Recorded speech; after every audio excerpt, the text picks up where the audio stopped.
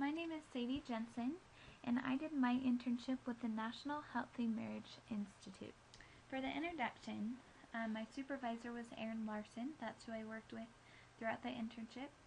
The objective was to help individuals prepare for marriage and also improve existing marriages, and I mainly focused on improving marriages. This was an online internship, so I worked mostly on my computer, and I communicated with my supervisor through email. And then the arrangement of my internship, I was actually taking, a few semesters ago, I was taking a class on campus from Brother Gardner, and we had a guest speaker over Skype, and it was Erin Larson. He talked about his program, and he talked about how he takes interns, and I got his information and pursued that, and that's how I got my internship. So next I'm going to go over my responsibilities, and these are a few of them. It's not all of them, but it's the main ones that I focused on. So my topic for my internship was intimacy in marriage. My supervisor wanted me to mainly focus on that and how to improve intimacy in marriages. I researched a lot of different topics online and in the library. I created a lot of blog posts, and then I shared my blog posts on different websites, and I also had the opportunity to teach people that I know. This is some of my work that I've done throughout my internship. It's not all of it, but it's the main projects that I worked on. The first project that I worked on was I came up with activities that couples could do in 5 minutes or less to deepen their levels of physical and emotional intimacy.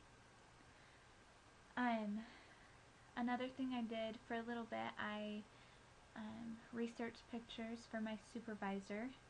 Another thing I did was I researched why popular blog posts are popular. The other project that I did was the Door to Physical and Emotional Intimacy. This focused mainly on the differences that men and women have and the needs they have for intimacy. There's definitely different needs. For example, the man has to open the door to emotional intimacy in order to receive physical intimacy, things like that. The next project that I did was the Lack of Intimacy project, and that's the one I'm going to mostly be talking about today, and I'll talk about that in a minute.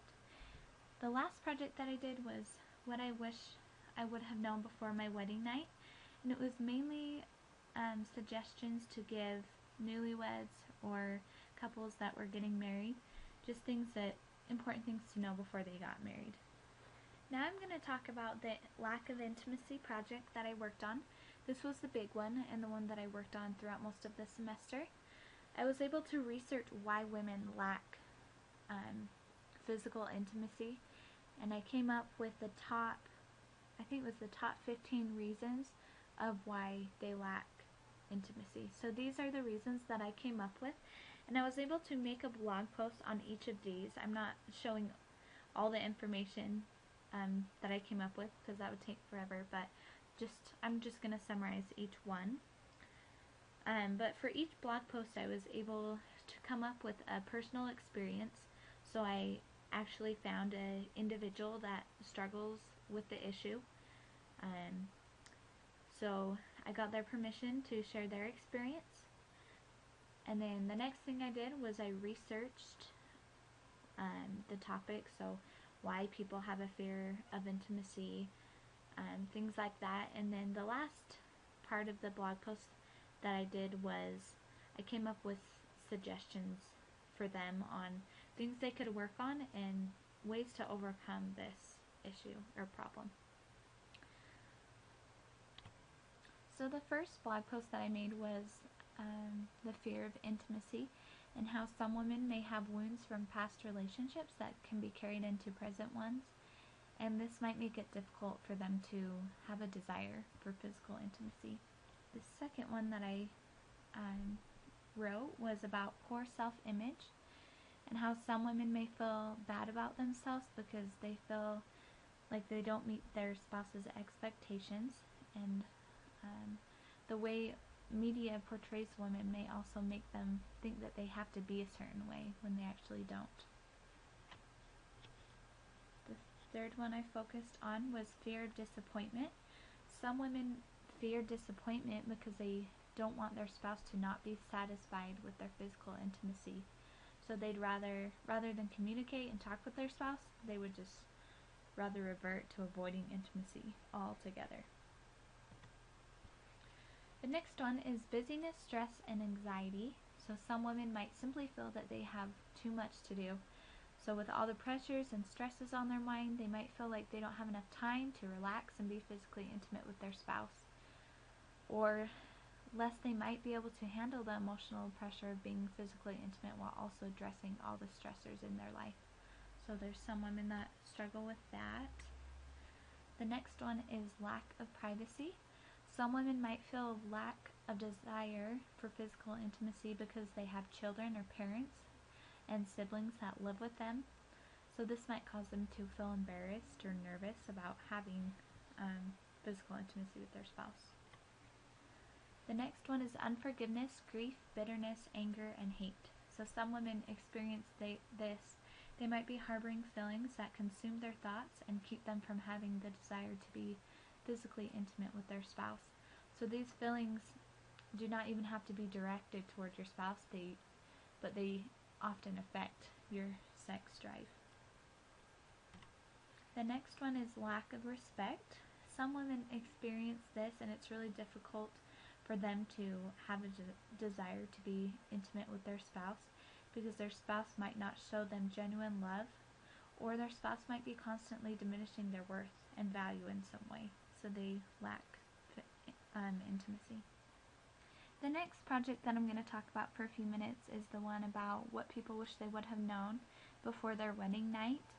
And these are just, it's not the whole blog post, but it's just the main points that I was able to come up with. I came up with 5 suggestions that would be important for them to know emotionally before they experience physical intimacy with their spouse.